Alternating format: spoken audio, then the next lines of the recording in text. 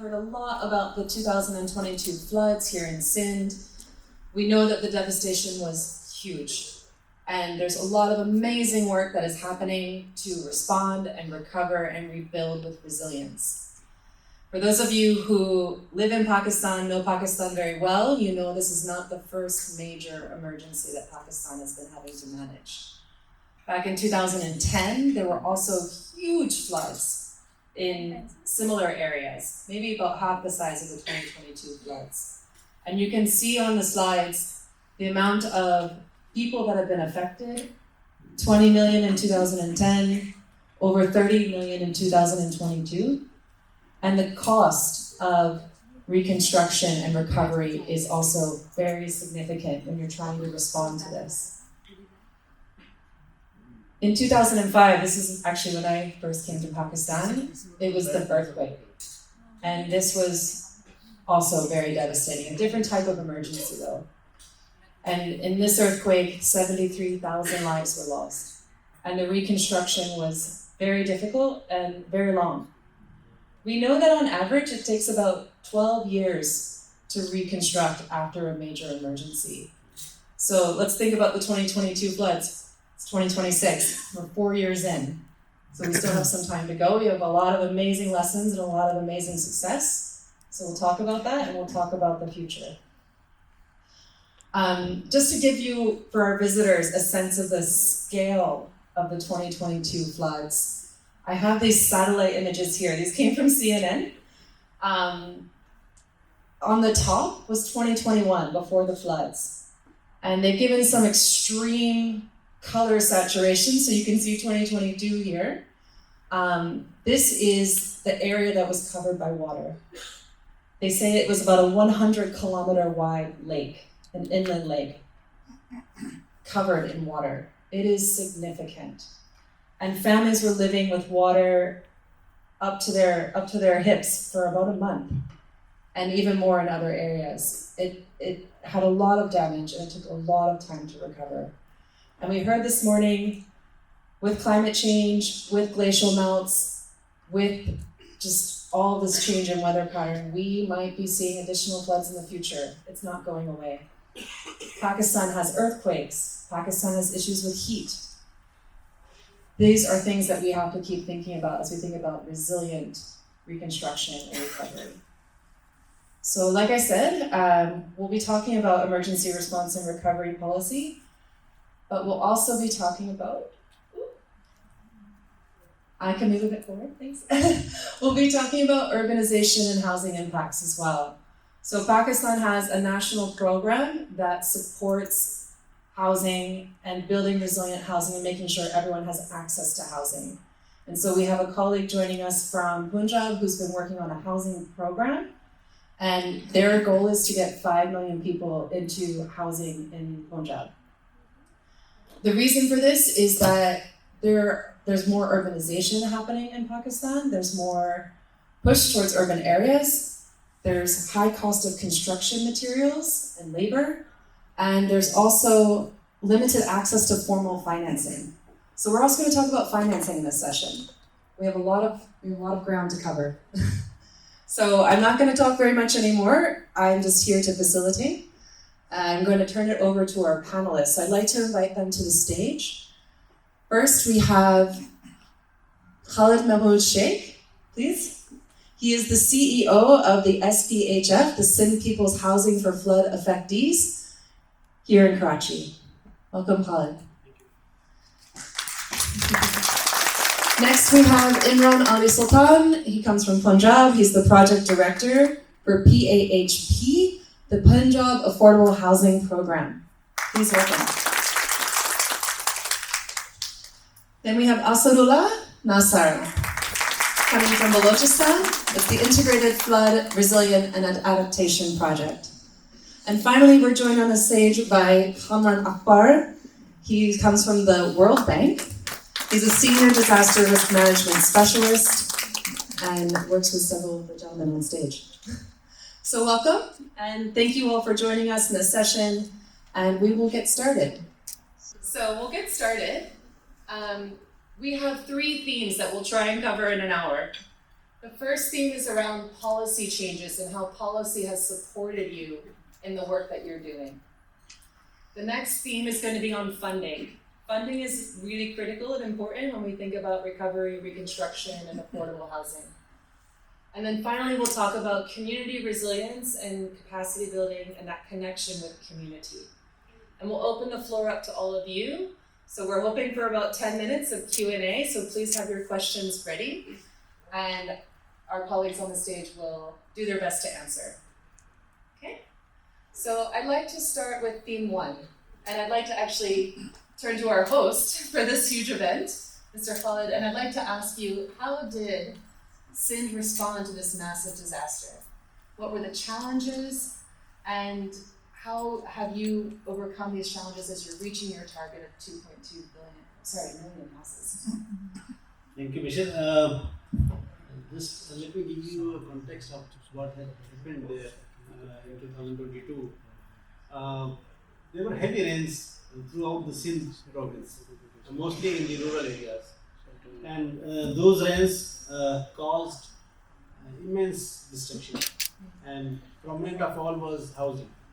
So 2.1 million houses were damaged. At that time, when we were in the throes of the issue, we didn't know what is the actual extent of the problems, because we, by chance, I was working as Secretary Implementation and Coordination, and my job at that time was to coordinate and implement policies with the government.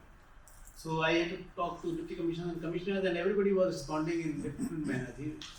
One district commissioner responded that for last 4 or 5 days we haven't seen the sun emerging. There are just darkness and rains and rains and rains. And I asked Deputy Commissioner Larkana, so he said, "Sir, everywhere there is water of 4 to 5 feet. Everybody's house has damaged or came down. And SSP's house has come down. Deputy Commissioner's house has been damaged.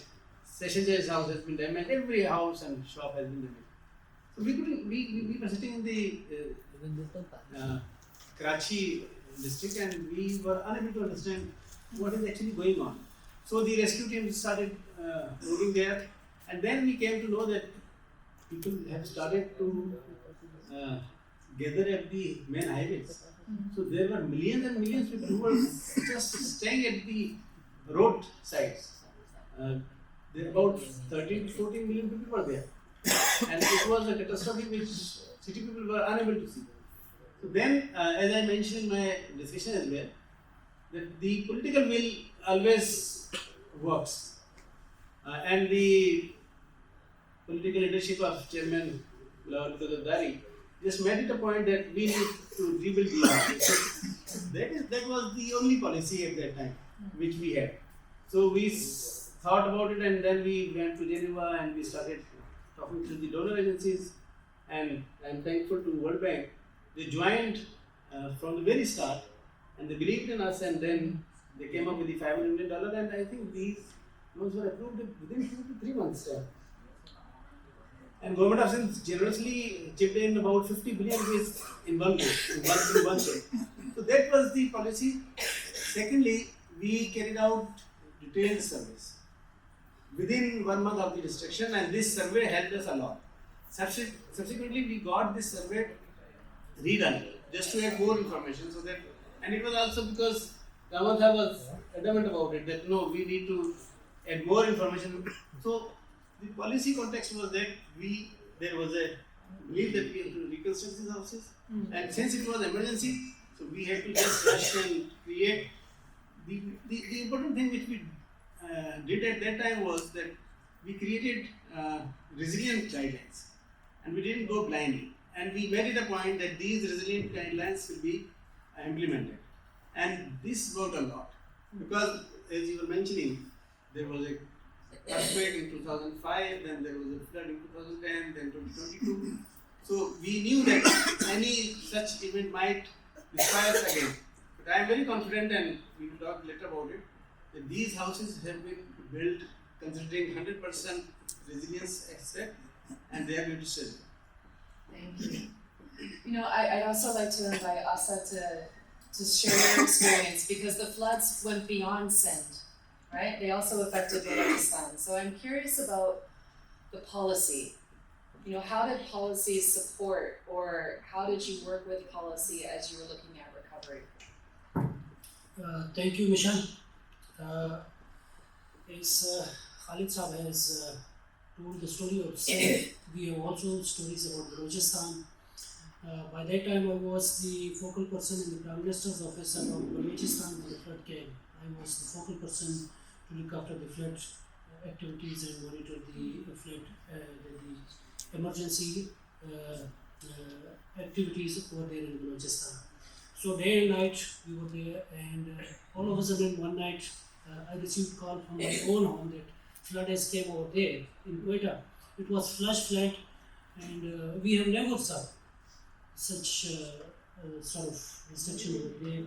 Then my uncle, he told me that he is around 75 years of age. He said that in his life he has never seen flood coming in our area because we were on a heightened place, so it was there.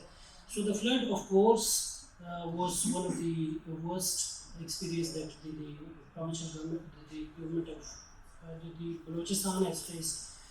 But Balochistan has different challenges as well over there. It was not only flood over there. So the financial constraints were there. The government of Sindh was lucky to lend the money from the partners. The government of Balochistan was not in a position to lend the money, to borrow the money. Sorry. So over there, the federal government offered this opportunity, and with the help of the World Bank, because the World Bank was the first partner that stepped in this condition, and they offered for $400 million for the IFRAP. So the federal government looking into the challenges of the Balochistan, I just want to quote a few of the indicators of the Balochistan that right now that 14 out of 20 poorest districts in the country are from Balochistan. If we take the education indicators, that the education, almost 60% of the educational institutes in Balochistan, they are without clean drinking water or quality walls. Same is the case with the health. Almost 75% of the people they do not have access to health facilities within 5 kilometers. Whereas these indicators are much higher or much better at national level when we compare with the rest of the provinces. So the federal government went with a package considering all these areas: livelihood, housing, early warning system, education, health. They covered all of these areas, which is actually an integrated approach for the flood affected areas.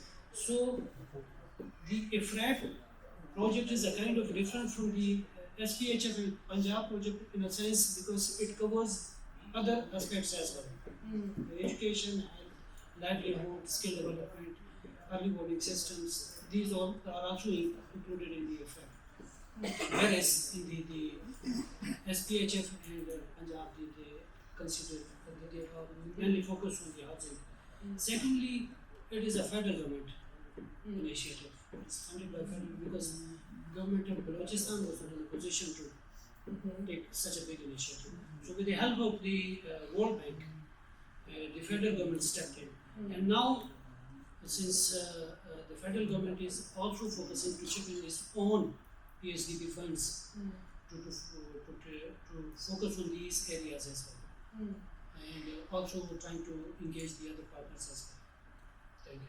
Thank you. It really sounds like you've established a way of responding for your program that not only reflects the emergency and the needs at the time, but also helps to be more resilient and to support the longer term, long-standing needs that were already existing. Yes. So it's quite contextualized. Yes. Which I think when we think about policy and when we think about programs, we have to think about our context. Yes. What works in one location may not work in another location, right? Yeah. In today's morning session, almost in all of the partners, they have also focused on these resilience or settlements, resilient settlements, Yeah. and job creation, those things which are all embedded in this program for the Balochistan. Great. And I think there's also a lot of amazing learning that's happening around the country, here in Sindh as well, around actually looking for resilient settlements. So that's also becoming more contextual. We'll hear about that later. I'd like to turn it over to Imran to share with us a little bit more on the development side. How do policy frameworks in your province enable an improved approach to disaster recovery and resilient housing? Yeah. Thank you, Michelle. I think Punjab has done quite an interesting thing as far as changes in policy. The development of frameworks, are the things that the way you have actually pitched it right at 5 and then 2010 floods and then 22. So they have helped the government of understanding that before that we had been just after the floods we are just trying to catch the recoveries.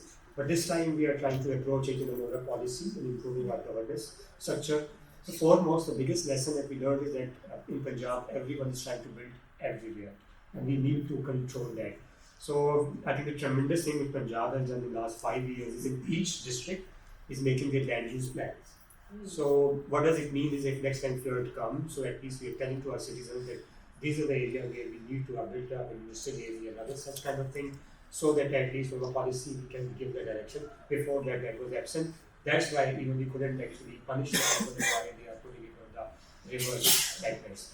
Another important thing that after the land use plan, which our program has learned, is that now we are looking towards the development of housing society. That's why you mentioned it, why so many houses was lost. So we have made part of our policy the location criteria. And in the location criteria, there could be so many other urbanization attributes, but foremost are two things, which are 5 that we are not going to build any housing in the area which are flood zone, which are seismic zone, where we are, for example, that has been propagated because of the lakes, forests, so these kind of important things. So again, that this is the thing which all the development authorities and we ourselves is putting a check. And most importantly, whenever we need to build housing or any kind of urban activity, so planning standards are important. So we have not, just one of the made a checklist. We have changed our planning standard and made them part of the thing that we can't do those things till the time we don't bring the climate resilience kind of planning in our system. But again, that we are happy to share that we didn't stop only of revising the policy. So the World Bank in our Punjab Affordable Housing Program that helping us in this 250 million program. So after bringing these policy framework, now in next couple of months, we are actually showcasing that how to do the thing. So we are coming up with a 40,000 around housing units in around 30-40 different sites. We will be showcasing that how climate resilient housing could be delivered. So this is it, a framework. Wonderful, thank you for sharing that. And there's so much commonality across your provinces around settlement planning, land use planning, thinking about climate resilience and standards in what you're promoting and requiring in reconstruction. So thank you for sharing that. I'd like to turn it over to the topic of financing, which is always important and sometimes a challenge for all different actors when we're looking at response, recovery, reconstruction. So with that, I'd actually like to turn it over to our panelist, Kamran. What are the different pathways for financing recovery to meet the scale of need? See, one of the very important things, and coincidentally, first time I had the opportunity to go to World Bank board also when the project was being considered for approval, and it was December 19 as Chief Minister was mentioning. One of the key elements is transparency, because the moment you build in transparency in a development intervention or crisis response, you will get, then money is not an issue, money will follow. So that is one of the principles which we have learned over time, that if transparency is there, there is a trust in the system, results are being delivered, money will follow. So that is something which is very simple. So what we are seeing over here is, and this is what you mentioned 2005 earthquake, because You were there. Dr. Jitendra Batara sitting there is also there. He was also, so we are old buddies got together. So, one of the things which was very successful in 2005 earthquake was the management information system, which was using MS Access, right? Very primitive technology. And we see an evolution of the whole process, the modern delivery model of owner-driven construction. And when I say use the word owner-driven construction, I look at Dr. Jitendra Batara because he is the guru of owner-driven construction.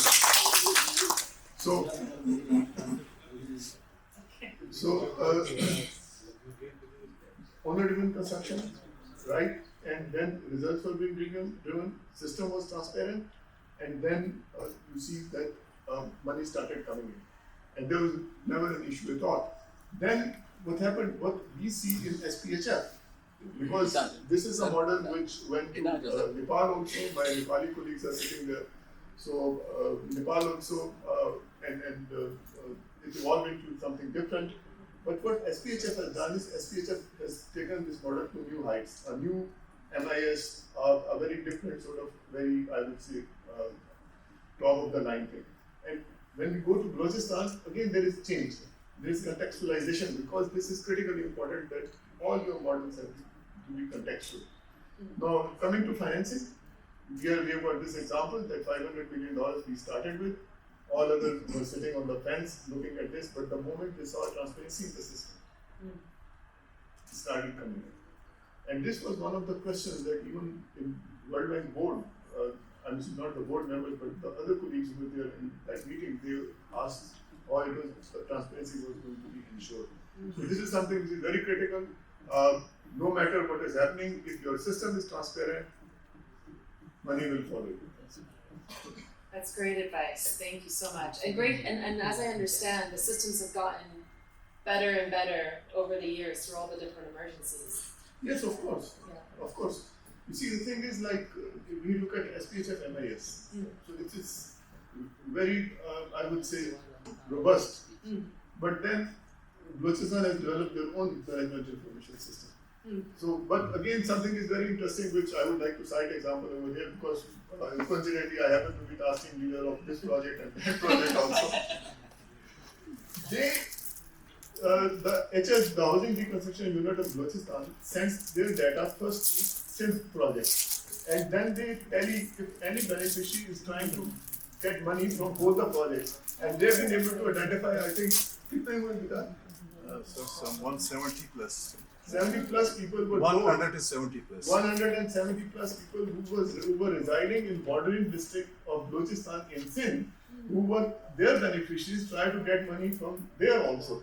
So the question is, look at the use of technology, that how transparency is coming in, and it gives a lot of comfort to us that okay, fine, so the system money will be used for intended purpose. Stop. Great.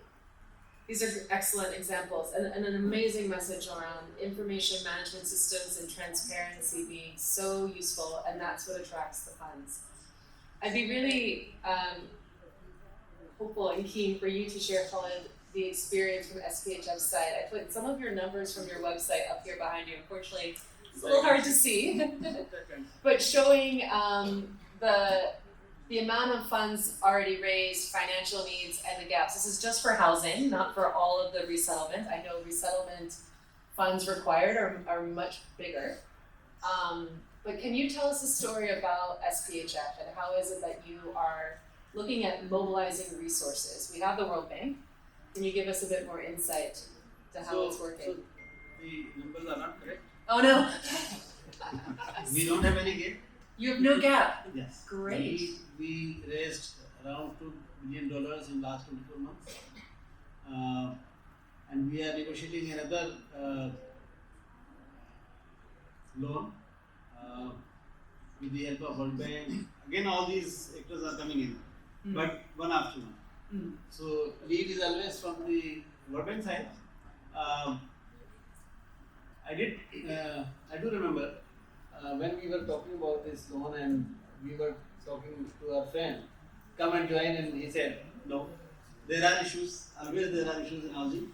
And then I said, you would definitely come back. And then they came back. I hope he's not among the others. so it so happened that one bank after another bank after another bank started coming in, and the reason why they started coming in, because as Kamran mentioned, that I am a public-private partnership practitioner, and I know that if you make a good project, the money is not a problem, because there is huge money outside everywhere, and which they are looking for some good projects where they should invest in. So I knew that we would complete this $2 billion target, and for that, one thing we did was to create an efficient MI system. We hired best of the best auditors on this project. I can name them: EY, PwC, KPMG, BDO UK. So we tried to make as much transparent and accountable this project that nobody should doubt anything on it. And that was the reason that everybody looked at the infrastructure of monitoring and evaluation and the way we worked. So it was so transparent that they didn't take time to join us. One after one, they came and we completed $2 billion, I think so, 3 months ago. And now we are initiating another project for WASH. And so far, the government, and the same thing is being repeated. One bank started, then another bank came in, and then third bank came in, and now people are coming with donations. I'd love to turn it to a different aspect of financing. Something that always weighs on my mind when we're looking at recovery and the cost of recovery is the experience of the family. And so in many of these examples, they get a lot of incredible support from the programs. They get tranches that help them to rebuild and rebuild safer. The cost of reconstruction is still a lot. And when we're looking at resilient housing, when there isn't an emergency, financing can be a challenge and for a family. And so I'd like to invite our colleague Imran to speak a little bit more about financing solutions for households and what you're doing in Punjab to support that. So I think mathematical equations of finance remain the same in the cases of emergency. You have to just speed up the thing. Otherwise, everything stays the same, the basic, the way of housing development. So how we are doing it in a way that I can quickly respond to 3 ways. One is that resolving this issue through design, then doing something for developer finance, and then third, that what we can do for a mortgage finance or beneficiary finance. So once we say that design, so in a way that smartly designing the layout of the site and layout of the house itself, and then choosing the right choice of the building material which are local, which are more sustainable, we can get it cheaper. So that's why this was the first aspect, that first our effort is to bring the project cost as low as possible, one aspect. If we are able to do that, I think 50% of issues is resolved. Other that in our program we are doing is that it's a special component of developer finance, that we got our $250 million from the World Bank of Housing Construction, but all the developers who are connected with us, they are being linked with the PMRC, Pakistan Mortgage Refinance Company, so another $100 million windows available, where they can get developer finance cheaper than the prevailing market interest rates. So here we are actually supporting those kind of developers who want to work innovatively for affordable housing, that how they can reduce the cost of it. Second aspect. A third, I think the most important and most relevant for a beneficiary is that we have come up with a special product for the beneficiaries. This is step-up mortgage. So we understood from so many other provinces, also other countries also, that bigger entry-level barriers was that very high down payments, which stop the beneficiary of owning the house, one, and then high installments. So how we are reducing it, that we are not asking for any down payment, and rather to have a uniform kind of installment. So the way they started owning the house and the interest will start coming. So gradually in the future, with this aspect that their incomes will be high. So we are charging very low initial couple of years, and after that slowly that mortgage amount is rising. So this is how we are facilitating that even those people who don't have at the moment of handsome money, they can start owning the houses. So this is the 3 ways of resolving this issue: design, then doing something for developer finance, and then coming up with a step-up mortgage kind of a product we are trying to design. Oh, thank you so much for sharing that. I feel like I should have a master's in finance to understand some of it. Can you just share with me any lessons or challenges that you faced in the process, maybe from the family side or from your side, in trying to get to these financing solutions? Yeah, obviously, in a way that, for example, once we went to we had a lot of sessions with the community also. And then the Punjab has a history for past 20-30 years of very failed projects, particularly that wherever the government or public sector we try to do these kind of housing, so they had been 20-30 years and they are still inevitable.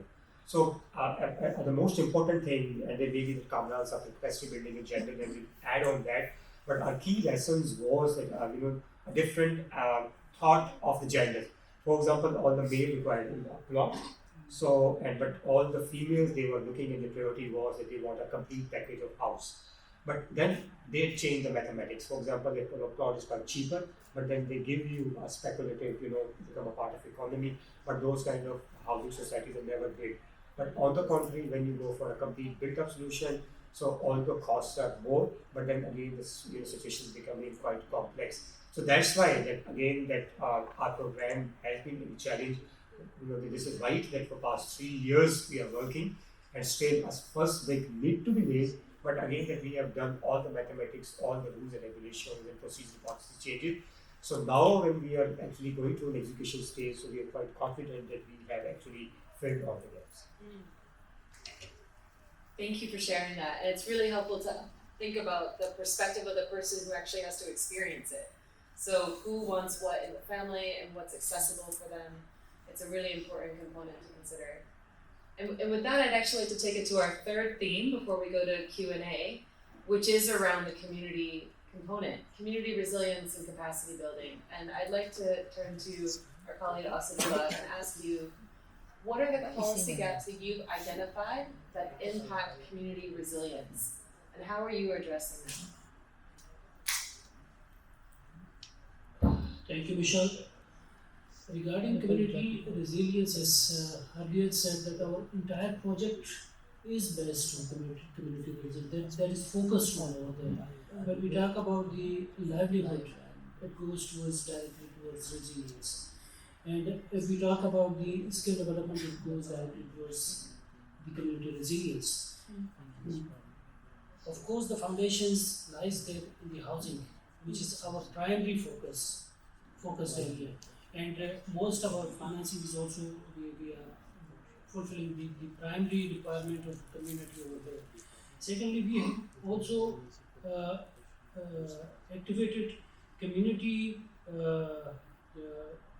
over there. The communities, within communities, we have created the community members, we have activated community members within communities to actually activate those together, to mobilize the people towards to go to the banks to get the installments from the bank, because we have one thing we need to separate it from the rest of the country. The people in the Balochistan, if we talk about this project in Balochistan, because we are having a scattered population, unlike there in Punjab and Sindh. Second, the literacy level is very low. Third, the per person cost of the disaster is very high in Balochistan compared to this. If I just talk about the 2022 floods over there, the per person cost in Punjab was around $6 per person. In Punjab, it was $141 in Sindh. It is $153 in Balochistan. So the reconstruction cost is also very high. So regarding the communities, we have banking problems over there in Balochistan. We have security issues over there. So after a limit, the banks also cannot keep the cash in their branches. So these are the issues that our HRU housing this reconstruction unit is very tactfully handling Mm. on community to community basis. Mm. We cannot apply the same policy which is applying in Las Bela somewhere else in the province Mm. because of the security reasons and other reasons attached to our projects. Okay, so you're So- adapting your. Yes, Your that is, solutions. we are having localized solution for this as well. Okay. Yes. And as I understand, you've also helped to establish bank accounts Yes. for the recipients of your program. And I think that's the same case here in Sindh as well. That is the same like Sindh. Every beneficiary account has been opened. We have sufficient financing right now for our housing Mm. and for other components till the next year. Mm. And for the remaining gap, we have sufficient time Mm. to get that financing. That we are also will be within couple of months. We might be again requesting our partners, World Bank, because our target is 230 housing units in Pakistan. Right now we are having for the 130 housing units. We are having sufficient financing, Mm. and we are almost at halfway of this 130 in implementation. So we are having sufficient amount and sufficient time for the project financing. Great. Thank you for sharing these examples. And I would like to actually turn to Khalid. Can you share a little bit about the Climate Resilient Settlements Development Program and how, and that's getting us towards a resilient solution. And how what is that? And how does that support communities leading and community resilience? So as I mentioned in the start, that we went there to rebuild the houses which were damaged. Mm. But in most of these villages there was no infrastructure available. And once we got the work done of the housing, the need arose to the wash needs and to the infrastructure needs. And then with the help of your organization, we developed the first village where we developed the total village inventory in a digital format.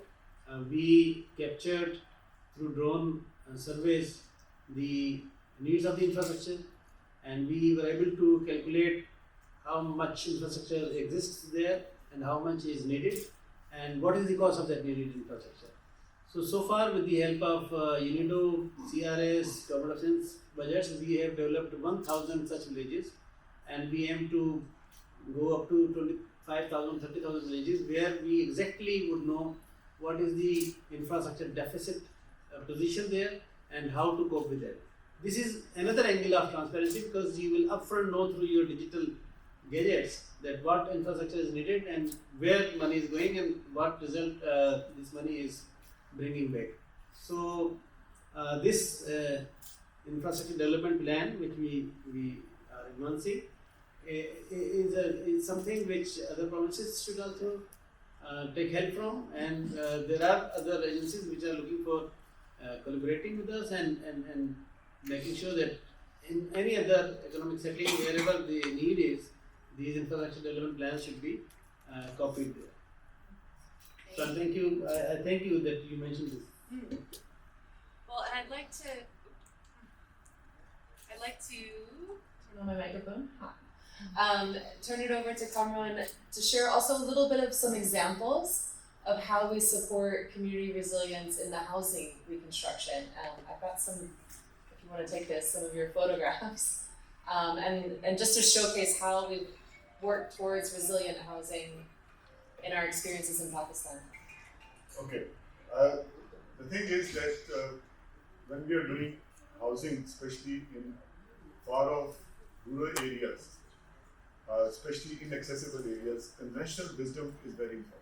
And I would like to take example of mountainous areas, both of Pakistan and Nepal. I would also like to mention over here, you mentioned 73,000 people lost their lives in 2005. 19,000 were children who were killed in schools. And that is something which we need to keep in mind. In Nepal, Nepal is so lucky that 2015 earthquake happened on a Saturday when schools were not in session. We exactly counted the number. There were 5,600 educational buildings which were destroyed. There were 1,100 rooms which were completely collapsed. The number of children out of those 1.1 million who would have died were 184,000 if it was not a Saturday. So school safety, colleagues, is something where we should be very seriously concerned, especially in Pakistan and in Northern India. Can I go to? Okay. Now, when we were doing 2005 Pakistan earthquake, we carried out a survey and two, 3 things we looked at. One is what is the number of, because we were going to go for a house of owner-driven housing reconstruction project.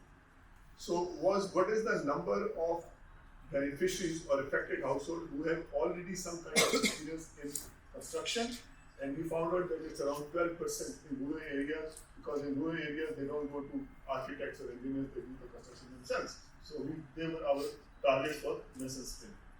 The other things we also looked at, what were the structures that gave best escape time? Because you see, the thing is, I'm talking of escape time, that is which is critically important. So what we found out, there were few structures which gave very good escape time, and that is where we were very convinced of conventional wisdom. One is called Dhaji structure. Now this is a Dhaji structure, which is a wooden frame, and if you look at the inside, there you will see that it is filled with stones, small stones and mud. So what happens is that when there is an earthquake, it won't kill anybody. So we presented this to Government of Pakistan and the World Bank, and we agreed that this should be adopted, and eventually UN Habitat is now one of the promoters of this style of construction. That this is something which is being practiced in Pakistan and Afghanistan for centuries. So we have to learn from people, because as they say, it is the concrete, this is what Dr. Jitina Vitala once said, that it is the concrete which kills people. So that is something which we were looking at. Can we go to the next slide? Okay. Other issues, because when every disaster has got a lot of positive, and I'm sorry for this negative connotation, but every disaster has got something very positive. And we need to take benefit of that. And I would just like to cite one example. I was tasked leader of a project in Waziristan, and we carried out a study, crisis-sensitive value chain analysis, that what are the three value chains which benefit most from the crisis. So because every crisis will benefit one or two value chains, and we need to have that. Okay, I just to cite you this example. The moment earthquake came, demand would rise, and what happened was that block making factories emerged all over the KP province and Azad Kashmir, because demand was there. So they were right on the next to the bank of rivers. They were making these blocks. So we got them tested in UET Texas, and we found out that their strength was much low. I said 300 to 400 psi, which was not fit for this purpose. Number 2, every block weighs around, solid block weighs around 17 to 18 kilograms. Now, taking a block on a shoulder and climbing the mountain, that is something which was not advisable. So what we did was, that inside is missing in any case. What we did was we designed a mold that through that mold, the beneficiary could make 3 types of blocks. One is complete solid block. The other was half block for the last, what you can say, portion of the layer. And the third was block with a hole, because our requirement was vertical reinforcement bar every 4 feet. So what we did was we trained these house owners to make blocks in front of their houses. You can see the destroyed house behind this. So what he is doing is using our mold, making this block. So what we say, mobilize the communities. We advise them, okay guys, instead of carrying out an 18 kilogram block on your shoulder, just carry a bag of cement. You are sitting next to the river, sand is there, gravel is there. We developed posters and communication material and taught them how to make blocks, and they started making these blocks. We also replicated this model partially in Nepal. Instead of iron board, we used wooden boards, right? Next. In mountainous areas, you don't have water, right? Water is a very scarce commodity in mountainous areas. You cannot carry construction material because it will be very expensive. It will be very expensive. So we looked at structures which survived, and we found out, or not survived, rather gave good escape time, that a structure with dressed stone and properly done wooden battens gives good escape time. So we worked on this structure. So you can see that these are very well dressed stones with wooden battens and corner stitches. What we added was a column for reinforcement, and that was it. So this was giving good escape time. And in the recent rains of Balochistan, we have got pictures where the properly dressed block, the walls are standing, the roof has collapsed. The roof, there are roof failure cases, a lot of roof failure cases. Even in Sindh, there were many roof failure cases. So again, the point is, this is conventional wisdom. We didn't do anything new. This was a conventional wisdom. We just looked at this and we said that, okay, fine, this gives good escape time. Will that be acceptable? We worked on the numbers, the testing, went to the government, and they agreed, ERA agreed that fine, this is good, go ahead and do that. So we worked on this. And that is what exactly we want to do in case of Balochistan, that wherever local material, and again, I'm third time citing example of Tatendra Bhatara because he's always very big champion of local material. A last point I would like to mention over here, and that is again, I'll go back to this school because children are very important. We saw that under an ADB project, type designs were worked out. Five designs, Dr. Sir, or four? Type designs. Four designs. Four designs were worked out. Local materials, stone, mud, wire meshing, so on and so forth. Dr. Jitendra Bhatara was leading that.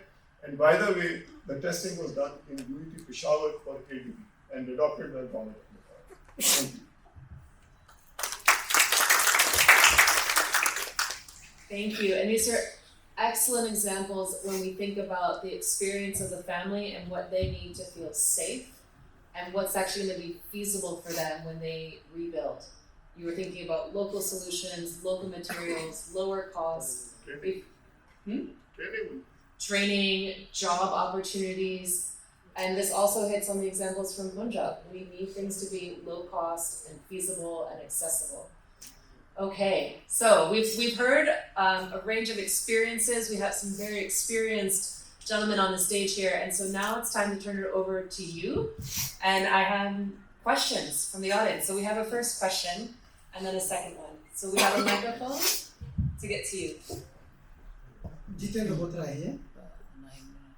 Thank you, Kamran sir and Imran sir, if I call you right, for mention of traditional or vernacular materials and systems, which is very close to my heart. And I think these systems or materials are affordable, resilient, can be made resilient, they provide thermal comfort, and they leave minimal carbon footprint as compared to any materials, any modern materials. So I think we need to think more on these vernacular materials and systems. Unfortunately, we have not invested much on this system for their improvement. And usually you will find after any earthquake or a disaster, vernacular systems are no good, which is not true because we didn't invest on them for their improvement. So I think the way to go is to find a convergence between modern principles and traditional systems, and that will provide us the best optimum solution. And that's my comment. Thank you.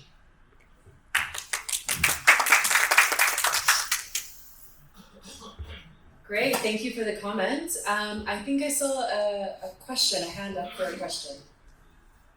This gentleman here, and then over to you. Thank you. First of all, the compliment to SPHF for holding such a huge event, and on systems that you have already developed that are very tremendous. I just quote example that it's not only SPHF but many other international and national organizations. They are building houses by their own in Sindh. So one of the example is Muslim Leader also built 100 of houses by our own funding, and what we ask SPHF help is we send our data to them. So if there is any duplication, they tell us, okay, these beneficiary has already been included in our database. You need to exclude them from. This is very helpful. And on their settlement approach, they already have reached to the advanced level, which other provinces must learn from and adopt the system. So my question is that since these are the mega projects, and how do you tackle these projects are negatively impacting climate change? For example, huge use of bricks. How do you tackle during reconstructions? Great question. Who would like to take a first shot at this one? How do mega projects tackle the issue of climate change and more climate resilient materials? So, since our scale is quite big and we had the luxury of experimenting things, so we have entered into good bricks concept. We also entered into different types of materials. The fundamental thing which we did in our project was to use local materials. And then second approach was to try to innovate in terms of wood bricks. So we used some coating technology and we did make some houses. But since our approach is beneficiary driven, so we don't force them, but we encourage them to use environment friendly materials in these houses. You are very right. We are also heading towards this zigzag methodology, whereby we could reduce the emissions of these bricks. But our wish is to find out some solutions to these burning bricks. You are very right. Thank you. I would just quickly like to respond because yes, we are leading the mega project. So as this saying goes, that who plays to the piper calls the tune. So I think the biggest actually leverage is in our hand. How? Because being a part of the government, this is a public procurement. We make the BOQs. We go to the market and ask that we require this kind of material. So it means that at the right point, if you're asking for a those kind of material which are not carbon intensive and more climate resilient. So I think we can play a big role in that. Yes, please. Thank you, Nasar, for inviting attention to this important aspect of environmental friendly construction. These are big projects. Definitely it has environmental cost. In IFRAP, what we are doing is that every house that is constructed, the owner is then encouraged, and the HRU is then planting 2 trees with each of the house. So ultimately the cost done over there at the time of the construction is again here recovered through the plantation. This is a model here in IFRAP. Great. Excellent. We have time for one more question. So I'll jump to this gentleman here. Thank you, sir. Sir, you have told about the history of Nepal earthquake 2015, many deaths of the children, and you told about the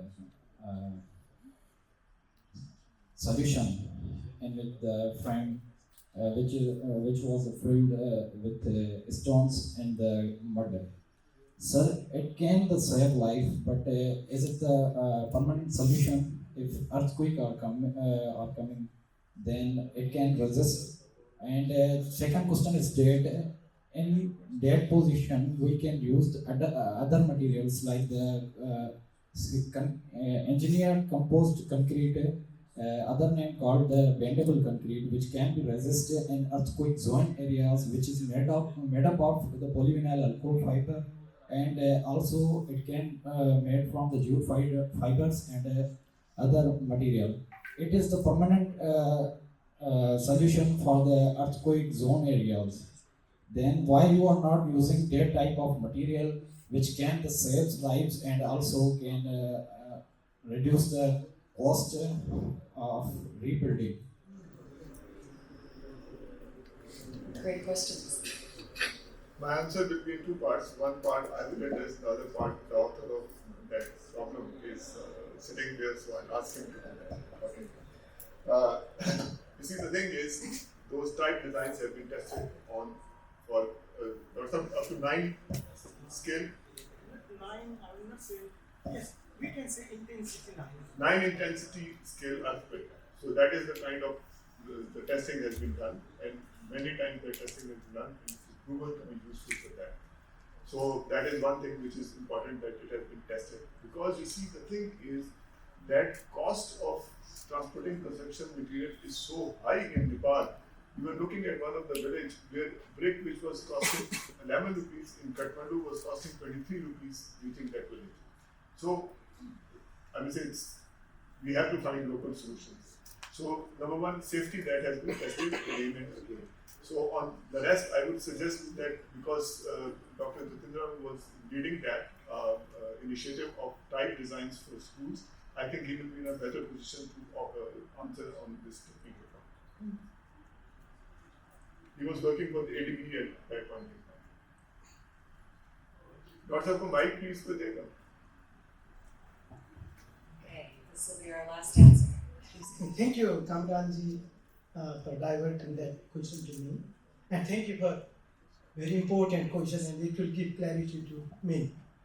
So first thing, we need to define what is a permanent. And does that save our life?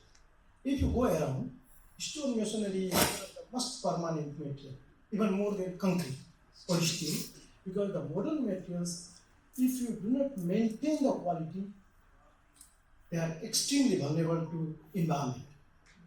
And typical life of concrete buildings in Pakistan, I'm talking about to many parts, maybe 30 years. We talk about 50 years, and they start deteriorating in 30 years because our quality is extremely bad. The concrete quality is no good.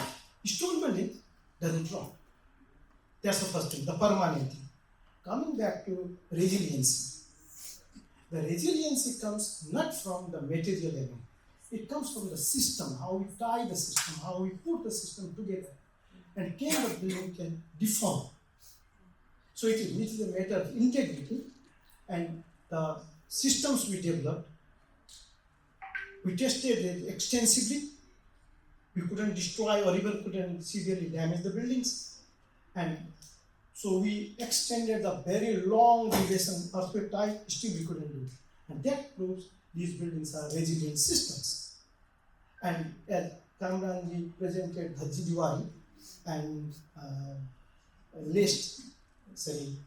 band system. So think these buildings are there for hundreds of years.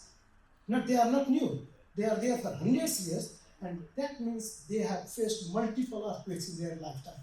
And still they are surviving, and that proves the instinct is working. As long as we tie the building, it will work. Especially the masonry building, the biggest problem is integrity. The maintain, we improve integrity, it works very well. And that's my experience in multiple earthquakes and testings, both. Thank you. Thank you very much. I'm sorry, I'm going to have to invite you both to have a side conversation. But really appreciate the technical discussion. We do need to conclude our session for today. And I want to thank the esteemed gentlemen on the stage here. Thank you so much for joining us. Khalid, Imran, Asad, and Kamran, it's been a pleasure.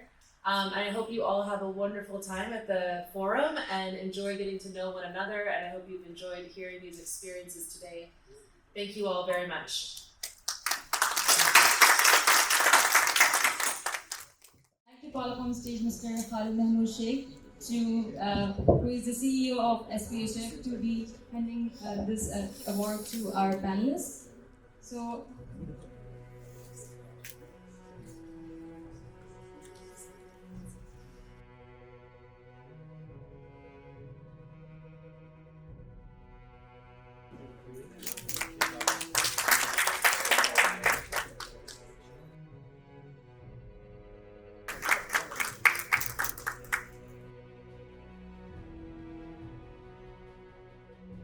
but not least, Miss Michelle, to please join us on the stage and receive a token of appreciation from